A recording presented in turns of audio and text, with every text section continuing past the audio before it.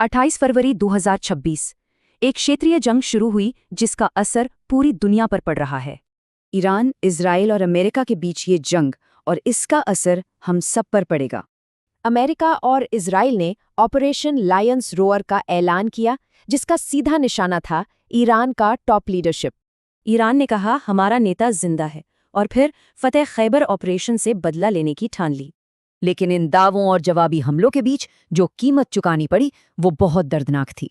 Iran के मीनाब शहर में एक प्राइमरी स्कूल पर इजरायली मिसाइल गिरी। 160 मासूम बच्चियों की मौत हो गई। बस इसी एक घटना ने पूरी दुनिया का नजरिया बदल दिया और बटा हुआ ईरान एक दुश्मन के खिलाफ एकजुट हो गया। तो क्या अमेरिका एक जाल में फंस गया?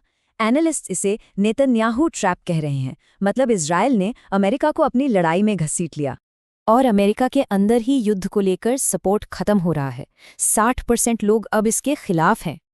देखिए, ईरान सस्ते ड्रोन और मिसाइलों से लड़ रहा है और अमेरिका के अरबों डॉलर की डिफेंस सिस्टम को थका रहा है। एक तरफ देश में विरोध, दूसरी तरफ रणनीतिक नाकामी। अमेरिका बुरी तरह फंस गया है और बाहर निकलने का कोई रास्ता नहीं दिख रहा। और जैसे जैसे अमेरिका इस दलदल में धंस रहा है, दुनिया की दूसरी बड़ी ताकतें मौके की तलाश में हैं।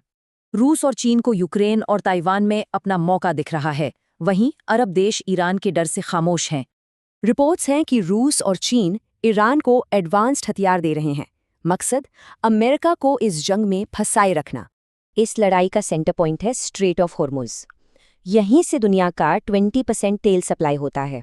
ईरान की धमकी है कि वो इस रास्ते को माइंस और मिसाइलों से बंद कर देगा। सोचिए, एक इकोनॉमिक सुनामी आ जाएगी।